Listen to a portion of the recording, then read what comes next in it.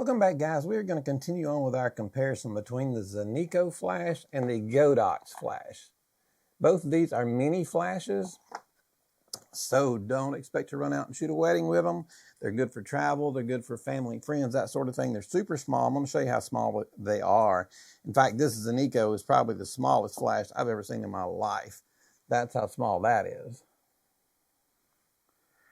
The Godox is not a whole lot bigger. This is the Godox. Now, the one thing about it, the Zeniko, let me put them side by side. The Zeniko, you can see how much smaller it is. It has full power and half power. The Godox has 5 settings on it, so you can do full power, half power, quarter power, 8, and I believe 16. I believe I did that math right. So you got a little more settings to go with it. When I first saw the Zeniko, I thought, I don't know if half power is going to be enough, but when I saw the size, I think that kind of answered my question. But what we did, I've already done a video on just the Zeniko, and I've done one on just the Godox. Now we're going to do one comparing them. So I did some pictures of my wife on the couch, because this is really where you would shoot these kind of pictures, is, you know, on the couch at the house, Christmas time, something like that. And we did some pictures, and I want to go through them and talk about each picture and what they were. And the prices real quick. They're both cheap. Again, these are just mini flashes. The Zeniko is $29.90. And the Godox is $33.90. So not a whole lot of difference in price, $4. So let's get into the photo shoot, and then we will stop and talk about the pictures that we got at the end. All right, guys, well, welcome back. A few days ago, we did a few shots with the Zeniko. This is the box on the Zeniko. She's got the little flash on the Zeniko flash. That's how little it is. But this time, we're going to be comparing it to the Godox.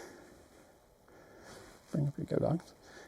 This is the box, and she's got the flash. So we're going to be comparing these two together because they are about the same size. The Zeniko only has 2 settings, half and full. The Godox has 5 power settings. So we'll test them out and see what we can get from about 5-6 feet away. We'll start with the Zeniko. We're going to be shooting at 1/60th of a second.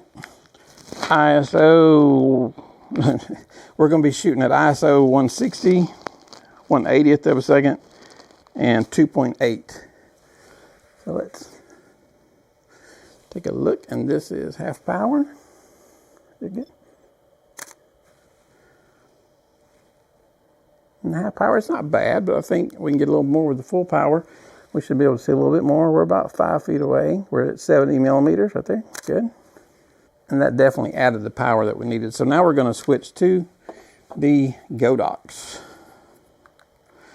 These little mini flashes. So let me turn the Godox on. It has 5 power settings. I'm just going to start it on low and shoot away. I'm at about 5 feet. Again, we're at ISO 160, f2.8. So let's go with the low setting on Godox and see what we got. We're paying attention to her eyes right there. That is considerably dark, so let's go up one more. Right there. Here we go, good smile. It's getting there. We're gonna go, it's got 3 more settings. So this is our middle setting of the 5. Good. That one's starting to really look good. This one will probably be perfect if I'm guessing from about 5 feet. This is setting 4 out of 5. That's a little bright. So yeah, that's good. So now we're going to go full power, and this one will be hot, I'm sure. A little bit right there, good smile. And yes, it was hot. I'm going to back up about 10 feet on it and see what I can get with full power on it. There we go. And that's still a little bit hot, maybe a little bit hot on it. Let me go back to about maybe 12 feet. I'm terrible at guessing distances, but I'm guessing it's about 12 feet. Full power on the Godox. And that looks about perfect. So we shot with both flashes. We used the 2 settings on the Zeniko. It has a half power and a full power. And then we have the Godox. It has 5 settings, full power, half power, quarter power, 8th power, and 16th power, I believe it is. So let's check these out and have a look at them. Now, this first picture you're looking at, this was shot on the Zeniko at half power, and you can tell it's underexposed. These are about 5 feet away. So the next picture, I turned it up. I stayed at the same distance, turned it up to full power, and it looks pretty good at about full power. So we'll know. I think I was shooting these at about ISO 160, ISO 200, somewhere in there. You'll know that about ISO 200, you can be about 5 feet away and get a decent exposure with the Zeniko flash. Now that will vary if you change your ISO. You can go further away if you go up to ISO 1600, but a lot of people that will have these kind of flashes aren't going to have cameras that you can go real high on your ISO without getting a lot of grain, so I was trying to keep that in mind. So the third picture you see is the first picture of the Godox. I shot it at 20% power, lowest setting, and it's very underexposed, as you can tell. The next picture I shot at 40%. It's also underexposed, as you can tell. The third picture I shot at 60%. It's not too bad. It's okay. The next picture I shot at 80%, and it looks pretty good. It might be a little hot, so somewhere in between those two is probably going to be about right. And the next picture I shot at full power is overexposed. So what I did from there is I moved her. I moved back 5 more feet and kept the settings the same, and it looks pretty good right there. And then I jumped, it was maybe a tad hot, I think, and then the last shot, I took it to 15 feet away, and it looks pretty good. It may be just a tad underexposed, but there are 1 or 2 adjustments, and you'd have them all nailed in real quickly. So these flashes are not made to go outside and stand on your front porch and shoot pictures to the road. They're not made to shoot across the kitchen and the living room and down the hallway. These are close-up flashes. They weigh nothing. I mean, these things just weigh absolutely nothing. I mean, this Zeniko, when I say it's the smallest flash I've ever seen, there's probably some smaller, but that is small. Very, very, very small flash right there.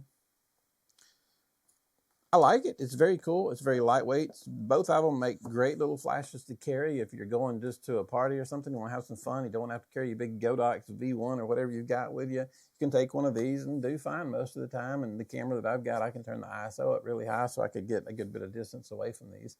I think in the last picture, I did see a little bit of red eye. That was the first red eye I had seen with these, which is kind of I expected to catch it earlier because the flash sits so low to the lens, and that's how you will get red eye, is flash close to the lens. But anyway, guys, let me know what you think about this comparison.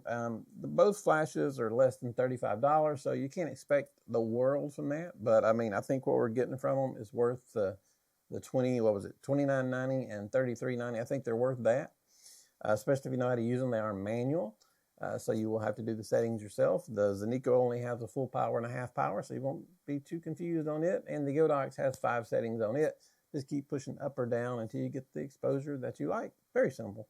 But anyway, guys, I appreciate it. I hope you enjoyed this video. I hope it was helpful. If you're looking for a mini flash, I hope this helped you out. We do have a flash that I saw that's coming. It's not going to be released, I think, for about a month and a half. And I'm keeping my eye on it. It's a I call it a semi-mini flash, and I think it does many other things. I am very excited, hoping to get my hands on it, because I think it will just blow. I mean, it's more expensive than these, don't get me wrong, but I think it will just be amazing. I may get it and keep it in my camera bag at all time, but we don't know yet. I haven't got it. You never know until you get something in your hand, so you can't go by specs and what people say. So anyway, guys, I appreciate it. For helping you out, give us a thumbs up, hit that subscribe button. You guys have a great day. Thank you.